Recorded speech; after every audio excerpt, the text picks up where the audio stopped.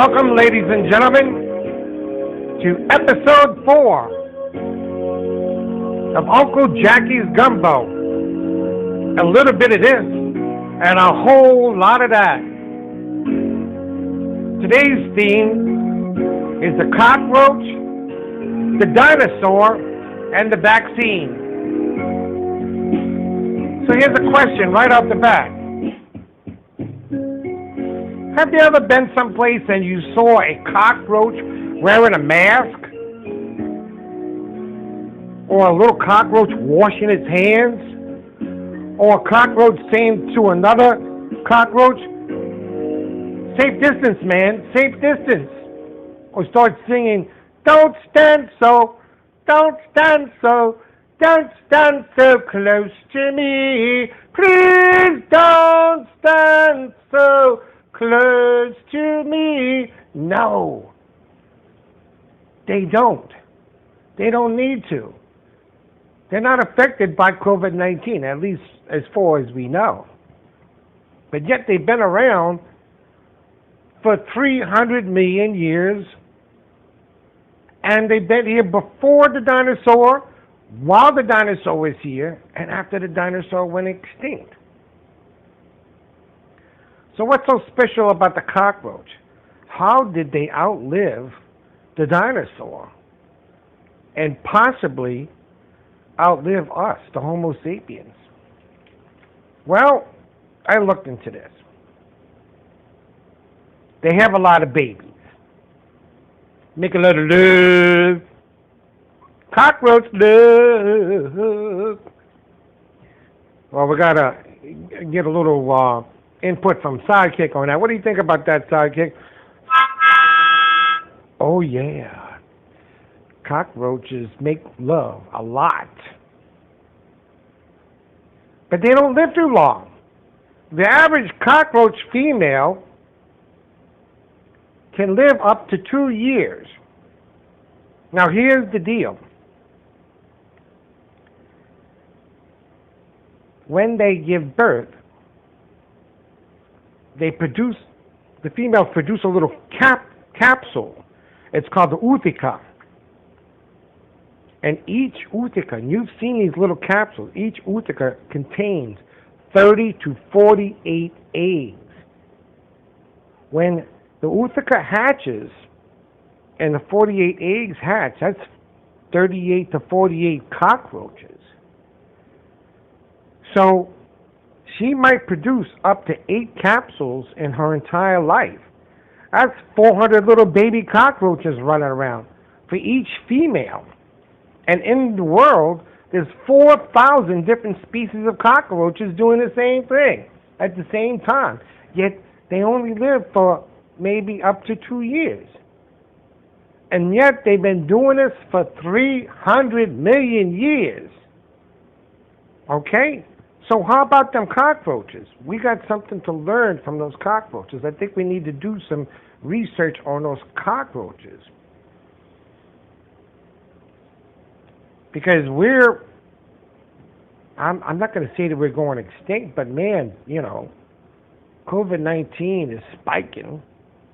People are dying, and numbers of people dying is going very fast. 2 companies, Pfizer and Merck, are now at the point where they're experimenting on 30,000 people each. I'm sure that it's a double-blind study. Now, in Oxford, there's a company that says that they have the vaccine, but they're not doing double-blind. Double-blind study means that you take 8 people, 4 people get a placebo, which is not the vaccine, 4 people get the vaccine. That's what Merck and Pfizer are doing. In Oxford, they want to do a different method. All 8 people get infected. That's right. All 8 people get infected by COVID-19.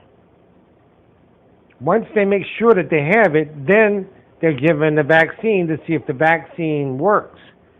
They have 30,000 or more volunteers to be part of this biochemical experiment. They won't do that in the United States. In the United States, they consider that unethical. However, Oxford is proceeding, and the people are volunteering, and they know what the risks are. So let's compare for a second the cockroaches to the dinosaurs. In 1990, while she was on an excavation trip north of Fate, South Dakota, a woman who was a female anthropologist by the name of Sue Henderson discovered the head of a Tyrannosaurus Rex in a mountainside that she was excavating. But she soon discovered with her team that the whole body of the female Tyrannosaurus Rex was intact. In fact, to this date, it's the most intact skeletal remains of a female Tyrannosaurus Rex. So they excavated, they did what they had to do, and it's a big process. They have to like put it in plaster Paris and pack it very gently and carefully and ship it. There was a controversy about who owned it. In the end, it was auctioned off at Sotheby's, and the museum in Chicago won the auction at a bid for $7.5 million. Now, isn't that interesting? Do you know that the oldest fossil of a cockroach is 300 million years old? I wonder if, what would the bid for a 300 million year old fossil of a cockroach would be at Sotheby's? Or how about a human being? You know? So anyway, if you go to the museum in Chicago of Natural History, you'll see mounted, not a replica, but the exact skeleton of this female Tyrannosaurus Rex, who was called Sue, in honor of Sue Henderson, who found her, to the tune of $7.5 million. It's a tribute to the Tyrannosaurus Rex, and they knew that it was going to be a draw. But what's more outstanding is Tyrannosaurus Rex, who is no longer around, no longer walking the face of the earth, or a 300 million year old fossil of a cockroach that outlived the dinosaur. So, we're comparing the two here. Oh yeah, by the way, they said the other day, in fact on the news today, that there's 3 states that have been notified that they're going to be getting the vaccine first. They didn't say what the names of the states were. I'm assuming that it's hotspots. But those 3 states have been notified that they're going to receive the vaccine first. So long as the numbers go down. You know, I'm anticipating that probably January, February, March, I'll be able to go get a COVID-19 vaccine, hopefully, if it works.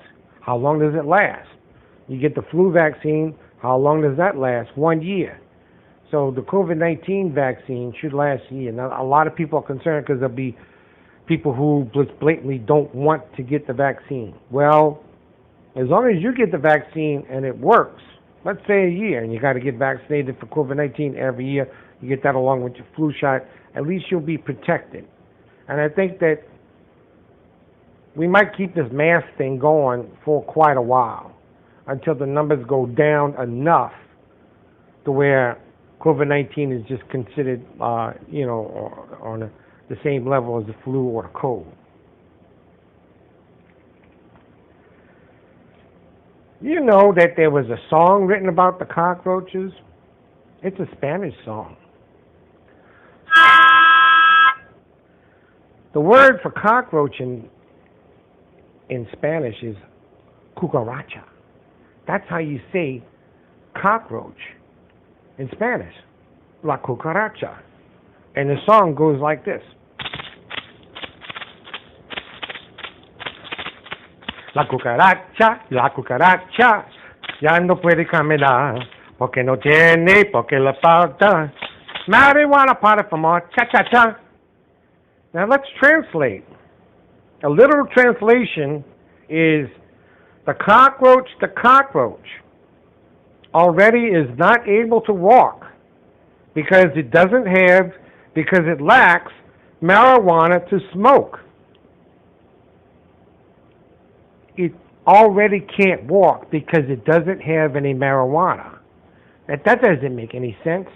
I would have to say that the song La Cucaracha is a chiste in reverse. Chiste is Spanish for joke.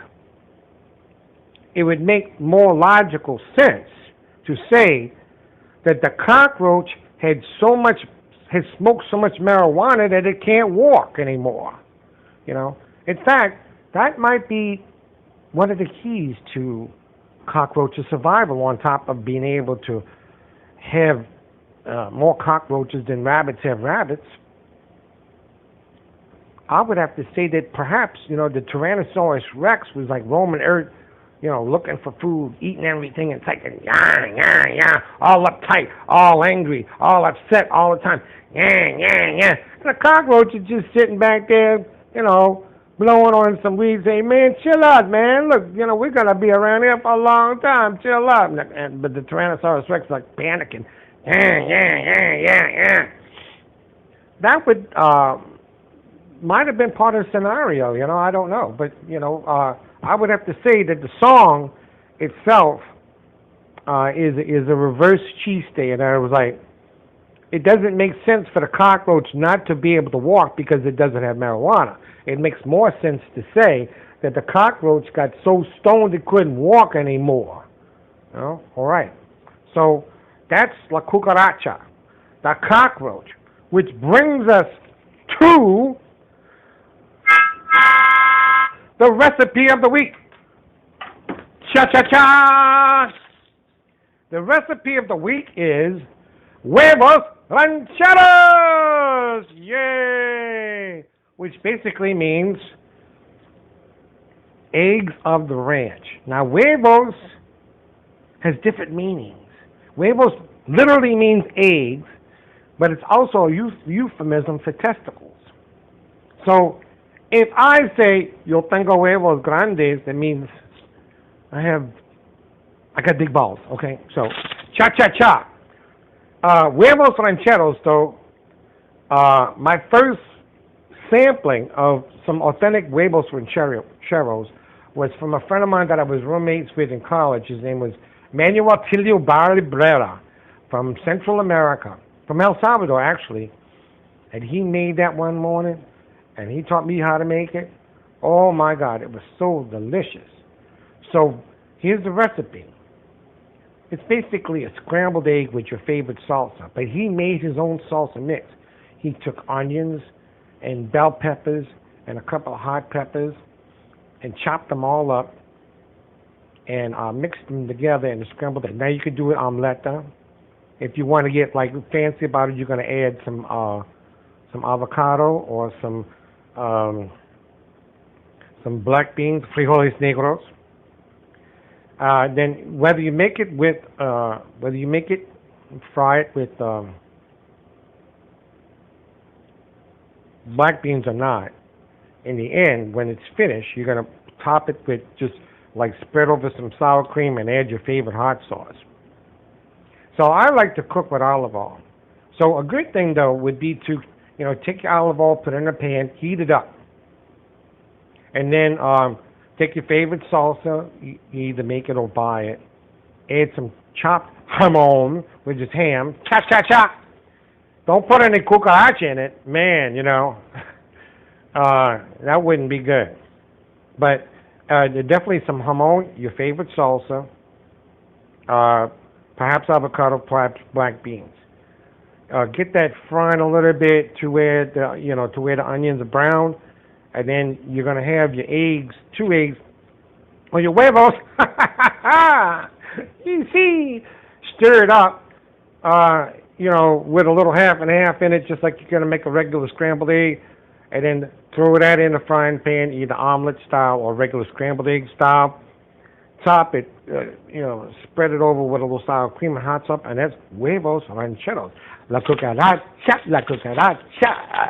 no puede caminar, porque no tiene, porque la falta. Marijuana para fumar, cha-cha-cha. Okay, and that brings us to his sidekick for a little word.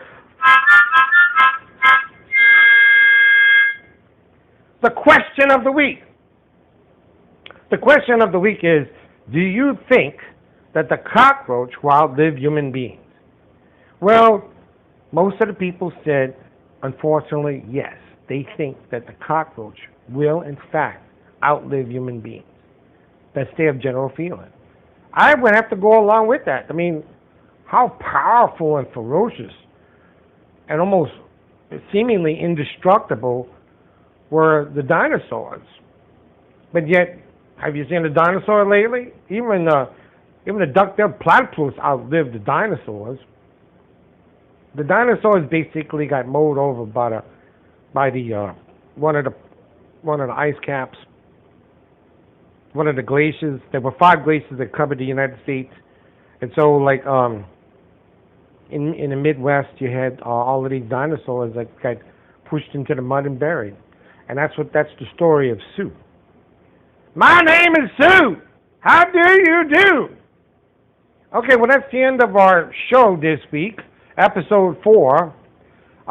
We've covered a lot of ground. I'm sure there's more ground to cover.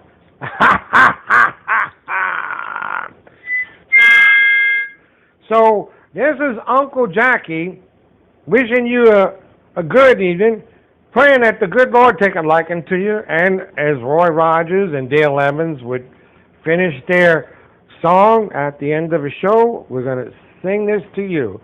Happy trails to you until we meet again. Happy trails to you.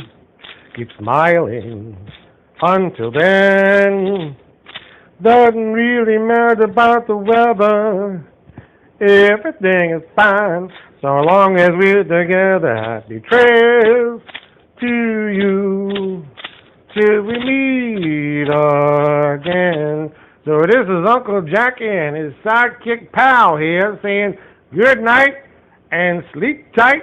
Don't let the bed bugs bite, particularly cucarachas. Cha-cha-cha.